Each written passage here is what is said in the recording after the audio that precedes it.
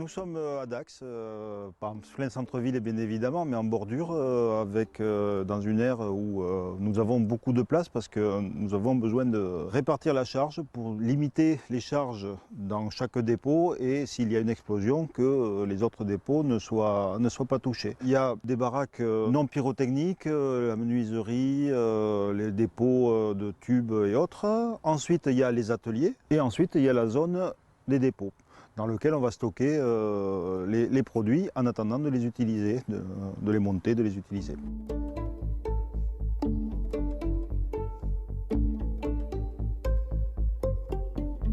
L'entreprise a démarré en 1889 avec Pierre Marmageau, c'est-à-dire mon arrière-grand-père, qui avait fait son service militaire à l'école militaire de Bourges. Ensuite, il est parti chez un artificier du Sud-Est, où il a appris donc, les rudiments de la pyrotechnie, avant de revenir dans les Landes, à Orist. Dès le départ, il a fabriqué cet artifice, et très vite après, Orist, il est venu s'installer à Dax, donc à l'avenue Francis Planté, où le bureau est toujours. Donc il a créé il a monté donc, les ateliers là, il s'est installé là. Lui est décédé en 1931 et à l'époque ce sont donc ses fils qui ont repris l'entreprise en 1931. L'artifice était essentiellement un travail manuel. On manipule beaucoup alors pas forcément toujours de la poudre, mais on manipule beaucoup de carton, de papier, de ficelle. C'est très manuel.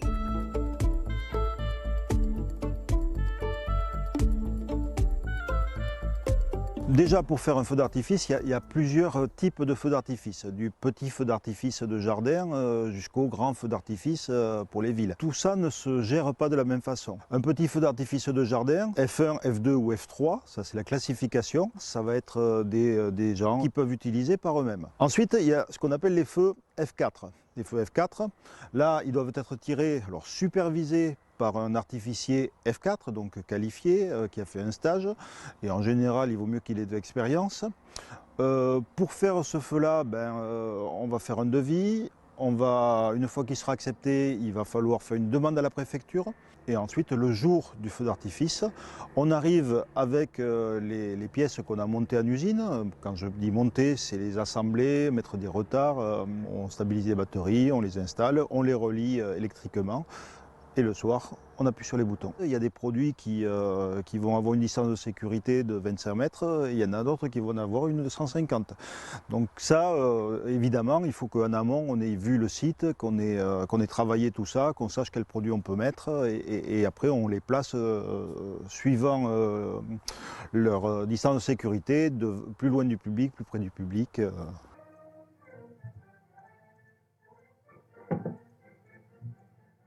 Monsieur Pierre Marmageau, je serais curieux de savoir ce que vous êtes en train de faire. Ben, je m'entraîne pour le taureau de fuego de la victoire. Mais qu'est-ce qu'un taureau de fuego? Un taureau de fuego, c'est une carcasse de taureau en contreplaqué sur lequel on a adapté tout un tas de pièces d'artifice. Alors il évolue dans la foule, tout allumé, et voir les gens devant qui fuient au milieu de cette gerbe d'étincelles, ça crée une ambiance du tonnerre. On a les premières traces du taureau de fuego en 1894 à Dax. C'est les premières traces, donc comme la société a été fondée en 1889, voilà. Donc ça date quand même d'un sacré moment et c'est une pièce qui a été inventée par notre grand-père qui est dans tout le sud-ouest, connu dans tout le sud-ouest. C'est un spectacle de proximité. Parce que contrairement au feu d'artifice où tout de suite il faut beaucoup de distance de sécurité, le taureau de fuego est est un artifice avec des distances de sécurité assez faibles, c'est des fontaines, donc on peut le faire beaucoup plus près du public. On fait de moins en moins de fabrication, ça c'est clair. Alors quand je parle fabrication, c'est-à-dire que le produit unitaire, on ne le fabrique plus. Par contre, quand on va faire des feux d'artifice, là on va partir donc de l'hiver de maintenant, aller voir les clients, fabriquer entre guillemets un feu d'artifice pour eux en mettant des tableaux, en arrangeant les produits, et en été au moment d'aller les tirer, on va aller chercher les différents produits parce qu'il n'y a pas qu'un produit dans les feux d'artifice et on va assembler ces produits là, on va les cadencer pour les faire partir au bon temps. Quand les gens vont voir un feu d'artifice, ils disent « Ah, la belle fusée !» Bon, une fusée, c'est ça, comme une fusée Ariane avec un moteur, une charge utile et la baguette pour équilibrer. Donc elle part, elle éclate. Maintenant, des fusées, il y en a très peu dans les feux d'artifice, voire quasiment pas. il y a des bombes. Alors, ça fait peur, mais la bombe, qu'est-ce que c'est? C'est un projectile qu'on allume par la mèche. Ici, au fond, il y a de la poudre noire qui explose, qui met le feu à une petite épaulette, donc c'est un petit retard. Donc la bombe va monter et à la fin, elle éclate. C'est la même charge utile que la fusée.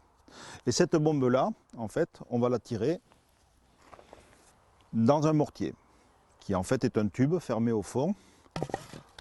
On la met dedans et la pression se fait entre le fond et la bombe, donc expulse la bombe.